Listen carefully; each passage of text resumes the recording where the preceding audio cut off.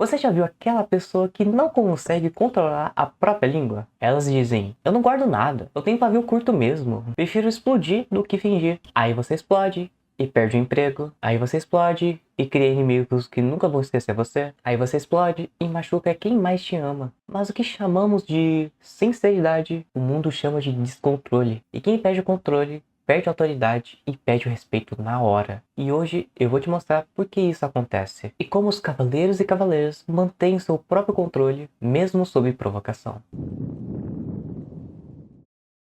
Sabe que tem muitas pessoas que confundem explosão com sinceridade?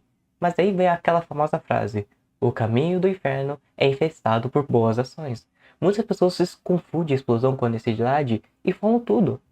Falam tudo que tá no coração, sabe? Pega esse sentimento e joga ele pela língua. Sabe aquelas pessoas que não conseguem controlar a própria língua? Dizem que não conseguem guardar nada. Dizem que não guardam nada, mas na prática só não se governam. Elas dizem que tem pavio curto, mas pavio curto não é um traço de personalidade. É na verdade ausência de controle. Mas entenda uma coisa: quem explode perde a chance de ser ouvido. Emoção fora de controle transforma uma boa ação em prejuízo. Você pode até ter um bom motivo, mas se for feito no lugar errado, no momento errado, na situação errada, vai virar mais prejuízo do que um ganho. E o prejuízo quase nunca aparece na hora, ele aparece depois. E você sabe o que acontece com as pessoas que perdem o controle, principalmente no momento errado?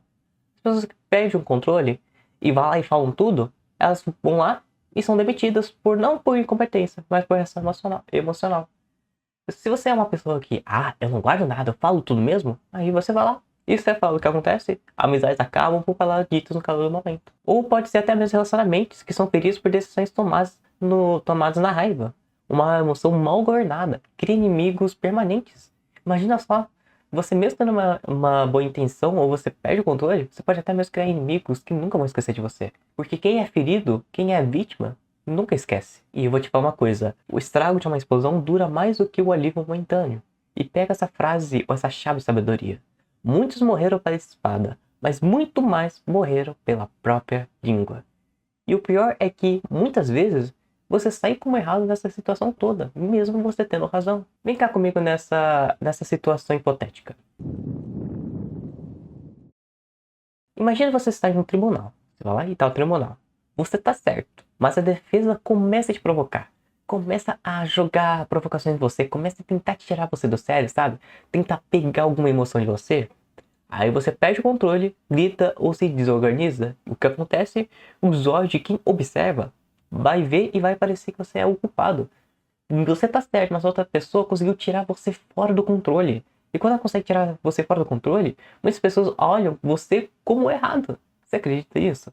Exemplo, pode até ser uma situação na rua.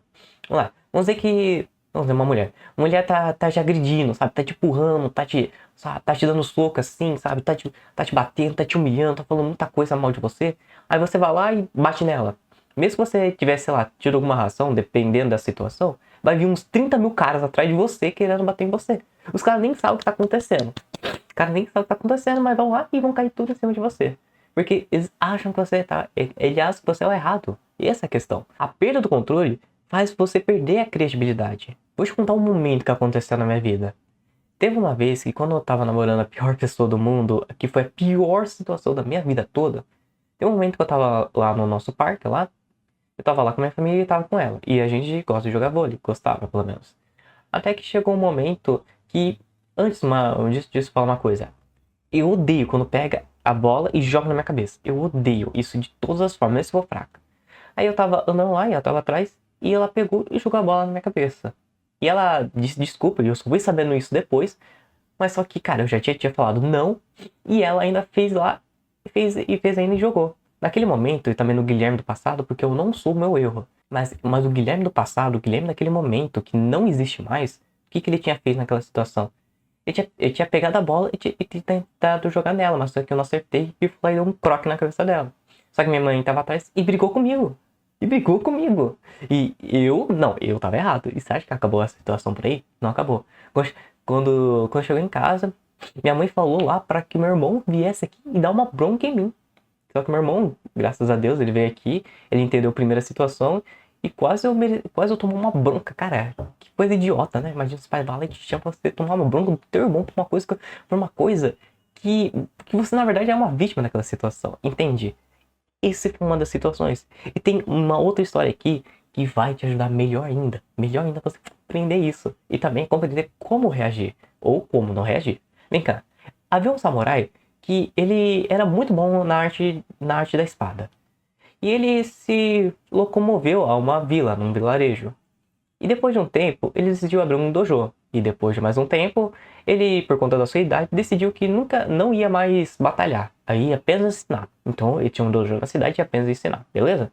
Até que chegou um dia, chegou um jovem muito famoso naquela aldeia. Era um jovem que provocava os seus oponentes. E depois de provocar os seus oponentes, o oponente dava o primeiro golpe, ele desviava, analisava todos os erros e dava um contra-golpe e ganhava a batalha.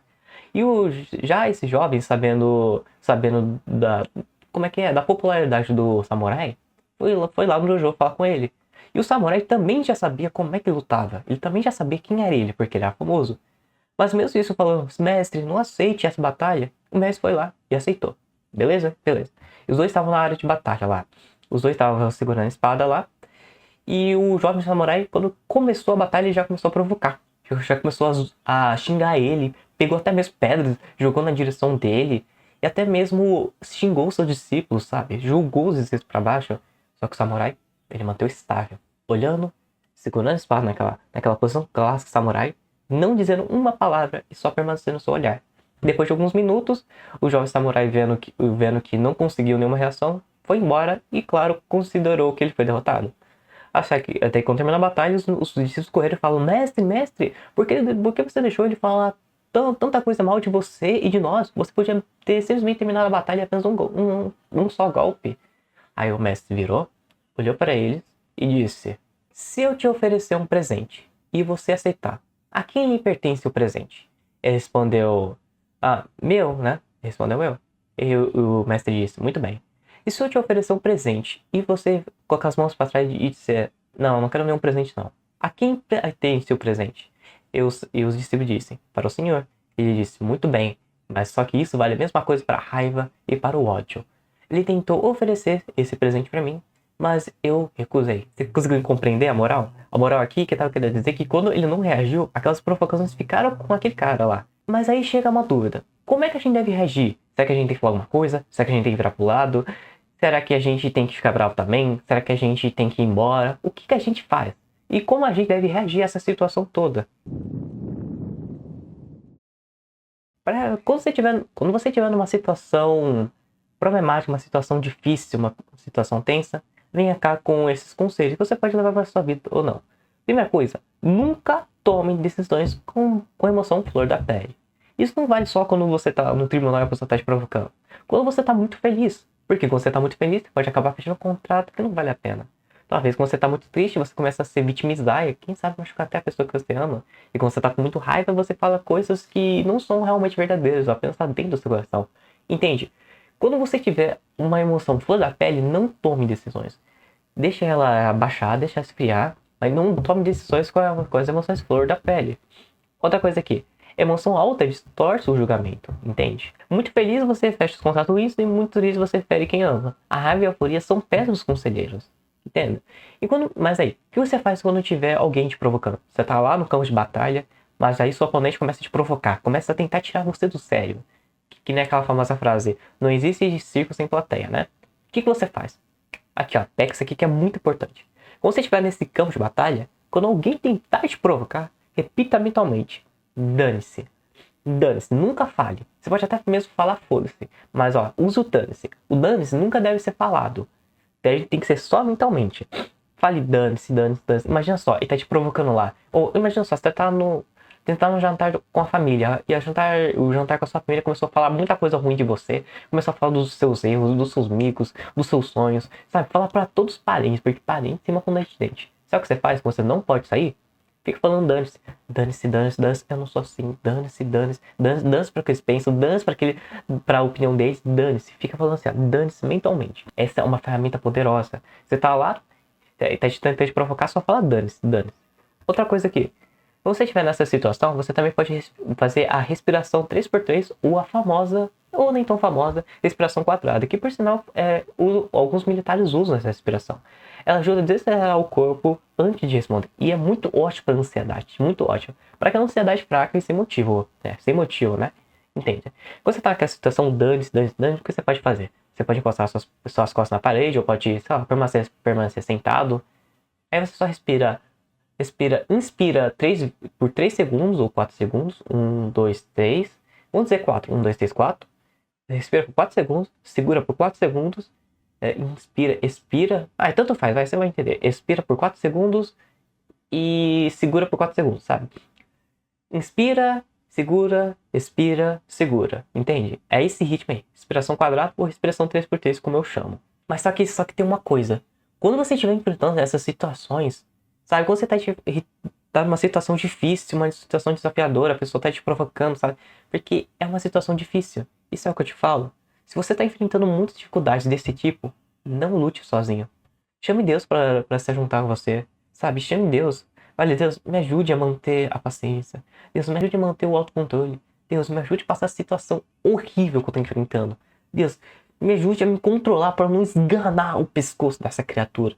Fale isso assim para Deus. Chame Deus para batalhar junto com você. Não batalhe essa batalha sozinha. Não batalhe essa batalha sozinha. Chame Deus para batalhar junto com você. Um verdadeiro cavaleiro não perde o controle para provar que está certo. Ele mantém o controle para proteger sua autoridade, sua honra e suas relações. Você não precisa reagir a tudo. Você não precisa vencer todas as discussões. Você apenas não pode se perder. O domínio emocional não é repressão, é governo próprio. Governe quem governa a si mesmo. Nunca precisa gritar para ser respeitado. E outra, como uma cidade derrubada, sem muros, é assim um homem que não consegue conter o seu próprio espírito. Provérbios 25-28. Só que aqui tá. Você sabe quando você tem que ser firme com alguém e quando você tem que tratar amor com alguém? Não, você não deve tratar todo mundo com amor. Você deve tratar as pessoas como elas merecem ser tratadas. E eu explico melhor nesse vídeo para que você não seja retém dessas pessoas. Muito obrigado por assistir esse vídeo, fique com Deus e até.